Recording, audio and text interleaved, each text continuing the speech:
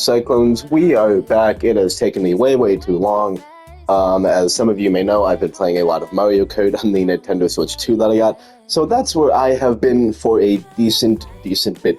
But for now, it is Cyclones time, 14 and 37 on the year.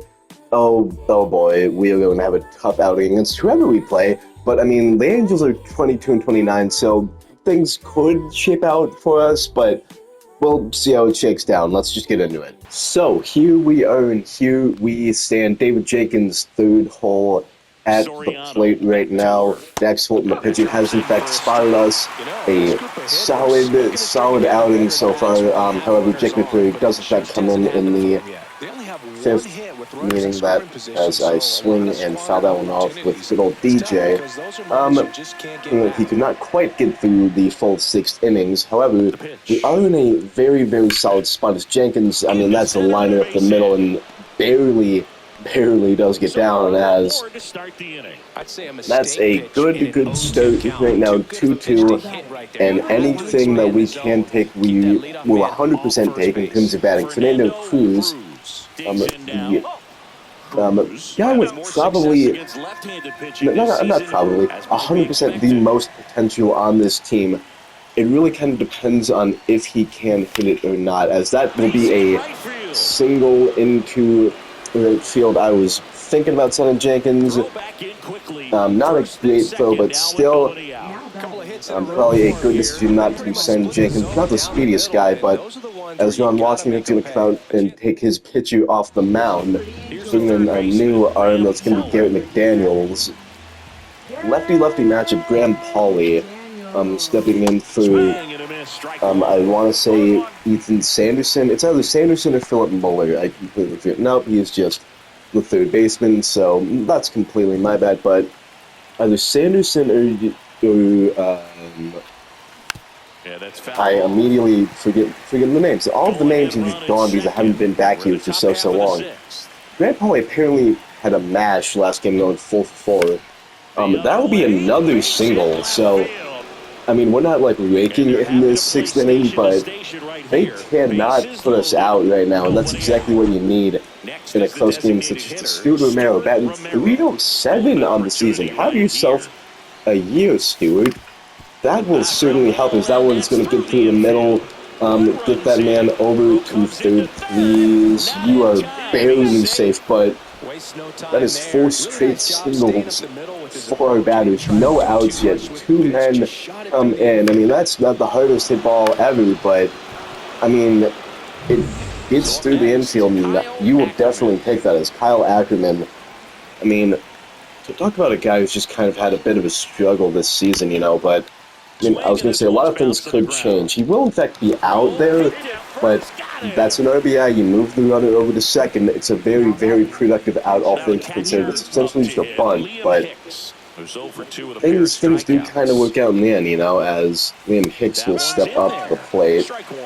As, yeah, they just don't doubt that. After giving up 3 runs in the sixth inning, you're going to want to get your bullpen going a bit. It's certainly not the look that you want to have in general, I suppose, but things just kind of work out for us at the moment. Although the Angels can certainly change that very quickly, as that is a second weak count ball that gets us out decently quickly. Jose Mendoza got him in the 9th hole instead of his usual 4, but I mean, it's easily hard to tell, and that's another soft ground out right there, but I mean, a very productive inning from us nonetheless.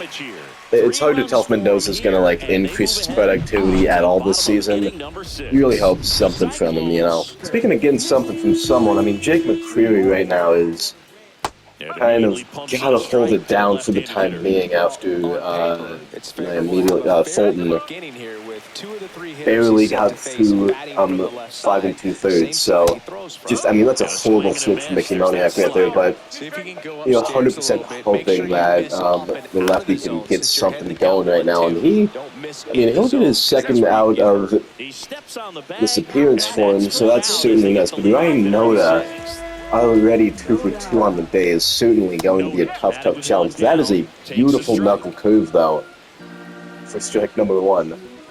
none of our pitchers are flamethrowers by any means. That's a foul ball, but on occasion, like if these guys can pop out in like the mid 90s, we will 100% take that. But they don't really have like too much of anything, all things considered. Like at the least, McCreary can like put a good bit of spin on the ball and have it break a decent bit if he needs to. I mean, it's not like the most break in the world, as you can see from this knuckle curve right here, but it's enough where you can get swings and misses like that from Noda as he goes down for a strikeout right there. And like I said, not going to wow you with any speed of sorts. The placement, like, everything's just lacking, really, besides the whole entire spin, curve, and break on the ball. But that's a quick inning right there from McCreary as we're going to head on out and be up at bat once again here. Jose Suarez taking over now. 17 games, 1 hold, 1-0 record, but an ERA above 10.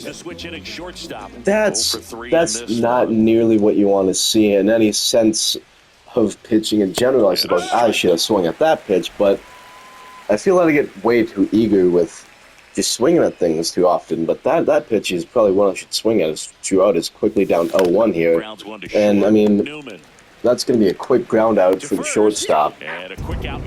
Trout is probably the guy that I was going to say has the second most potential after Cruz, but that's a bit of a lie. It's not a lie, I guess, but the guy with the most potential right now at the MLB level besides Cruz is Pedro Delgado, the right fielder who we currently have in the minors, is very, very solid in his own right, as Andrew Pintar is going to ground out to a shortstop. Hey man, 4 pitches, 2 outs. At least we're decently consistent with where we ground out to. 2 outs, base is empty. As David Jenkins, I mean, this is the guy who got it rolling last inning. Can we continue? I mean, I'm certainly very hopeful. That is barely getting it through, as Neto cannot get that ball. Inning extends, and I really should not swing out the first pitch that often. I mean, that just kind of shows why. It's Fernando Cruz, 2 for 2 on the night, 289 batting average on the season, 877 OPS, as you can kind of see on his stat block on the scoreboard up there, or the Jumbotron, whatever you really want to call it. It's a big scoreboard, I guess. That's a hit. So it's more singles for us from these guys, and you will take those. Like, it's not great that it's like only singles, but if you can get hits out of these guys, as that's like quick. I was going to say quick ground out to Neto. No, it still is a ground out to Neto, as Paulie cannot quite leg it out. As we leave 2 men on in the 7th, but the Angels still have to come back and score 4 to beat us. As McCreary will step in for his, well, I suppose second full inning of work if he does get through this, but he's currently only at 1 1/3 right now, as that is an egregious no call from the umpire behind the dish. Now, I mean, now we're down. That's another no call, but I mean, that one's more acceptable, I suppose, as I was going to be very upset if that one wasn't called. We have somehow cut it back to a full count. I thought it was going to be a 4-pitch walk after I saw the way that slider was breaking in on Newman right there. I mean, if he doesn't swing at that one, that's definitely a walk, and I got to be extra careful because I do not want any base runners and immediately. I mean, that's going to end it from the career in my mind right there. So we're going to bring someone on. I think it's probably going to be Soriano, if anyone, but we shall take a look in a second here. So, mini correction, bringing in Adam Hull. He has played 47 innings this season, and a ERA of below 2 is certainly phenomenal, all things considered, for what this bullpen is as a absolute whole. He's going to face Yohan Moncada, who's batter. Now, Cole has a sinker, a slider, a knuckle curve, and a forkball. And that is a beautiful sinker that does in the corner there. And see if we can get Moncada with the knuckle curve. And while he does go for it, that is indeed a foul ball. But again, like most guys, not a lot of things that are going to break too well. I mean, that slider is probably, I want to say, like his best pitch in terms of just like sheer break and speed, because he can hit 89 if he really puts enough into it on that pitch. That's a tough freaking pitch to take. I'm throwing him a knuckle curve right now, and that's well outside his whole. Those 8 pitches and not quite get Moncada out. That's just a bad pitch in general. I'm not sure even why I attempted to throw a sinker up, but when Hifo does swing on and swings and fouls off another sinker knuckle curve time low and away. There we go. Benefit of the doubt from the umpire, so it's exactly what you want to see in that instance, as that's a strikeout for Hull. Taylor Ward up at the plate now. That is absolutely smoke. Oh boy, okay, so in Ward every dangerous, but that shall in fact be a double play ball. But Jenkins apparently takes forever on the transfer. He took his sweet time to get to that ball. That's not good. Mike Trout. Oh no. This isn't ideal. 291, much higher than his batting in real life at the moment, but yeah, it's tough. The MVP chance, yeah, he's won a couple. A bit more than a couple. He's won 3, and probably should have won it when he was in his rookie season, but that's not for me to judge. As we have him down 1-2, that is a ball that gets through. And yeah, that's Mike Trout for you. As whole, I suppose it's technically not his run that he gives up, as Travis Darno is going to ground out to Ackman, but yeah, Trout pots in 1, and this game becomes ever so closer heading into the 8th. Stuart Romero, 1 for 3 on a 315 batting average on the season. Already had a single, but that one is just right at the second baseman, Luis Rengifo. I believe I could be completely wrong if that man is playing second base. We are going to see. That is indeed Luis Rengifo. Good job, Zero. You kind of know baseball players. Ackerman. That ball's blasted. It's right at Neto. Oh my goodness. 110 off the bat. Circle change that hung. And that... Next to hit, that is tough, man. 2 strikeouts and a ground out. All right, Hicks up at the plate. Show me what you got. That is an absolutely tough take. Fastball just on the freaking corner right there. That ball is not taken. It's another fastball high inside and flied out to the left fielder. So quick half of the inning for us at bat. So now I shall indeed bring in George Soriano, 2-1 record, 28 innings pitched, sub-2 ERA Soriano. Definitively one of the better relievers that we have, as that ball is going to barely stay in fair territory, as Grant Pollard makes that catch, and Mickey Moniak goes down due to a flyout, but right now, we still have our work cut out for us. 8-9 coming up. I mean, it's not really too bad if you really think about it, but Ryan Noda is going to fly out here, and I was going to say he's already 2 for 3 on the day, but it seems that will not matter as much as I thought.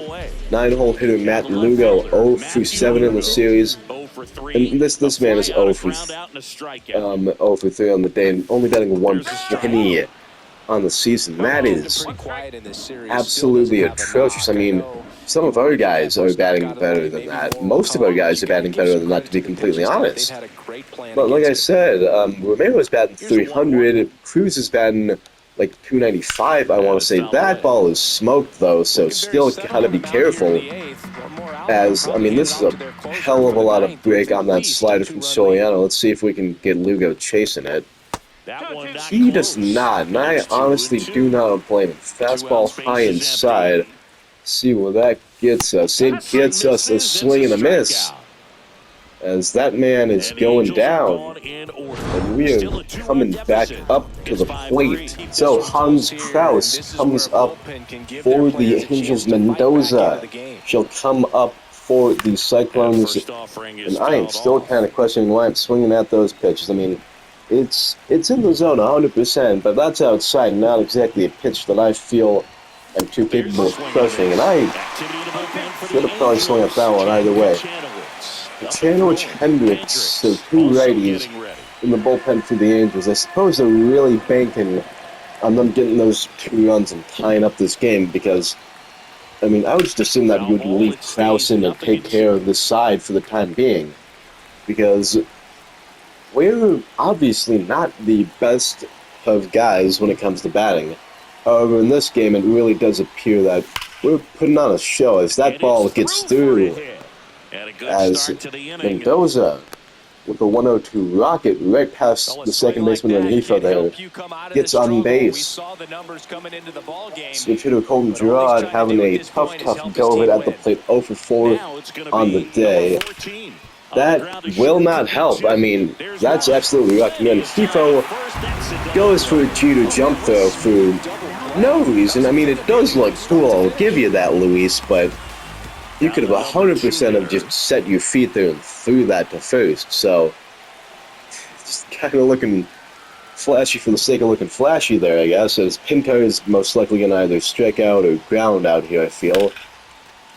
Well, I'll take the third option of flying out, I guess, as that goes right through to Taylor Ward, and that is the end of that inning. But 1, 2, 3 for Gabe Prasad, our closer, coming up. So, Mr. Prasad, 5 of 8 in terms of save opportunities, 6.14 ERA.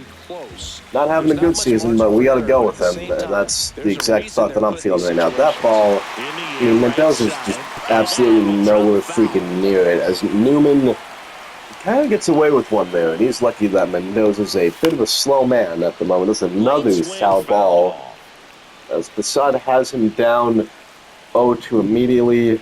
Could go for a curveball, but I'd rather just take a fastball low, and he swings way before he should, and that is a quick first out for Mr. Prasad, and that's exactly what you want to see right now. You want to give him some confidence at the moment. Let him know that he's still got it. He's still your guy, despite him having a high ERA and already not having that many saves on the season. You want this man to know that he still is your choice when it comes to locking down these games at the end here. But that's a nice sinker for Prasad right there. Not a big flamethrower. I mean, 96 is about his highest that he can hit, but he will hit it if need be. And despite the fact that that's 94, it's a swing and a miss from Moncada and Luis Rengifo. So from a guy batting 201 in Moncada to a guy batting 201 in Rengifo, these guys just do not bat well, is what I'm getting at. Or it's like a very hit-or-miss lineup, and that was certainly a miss, as Colton Gerard will take us home. So that is exactly what we wanted.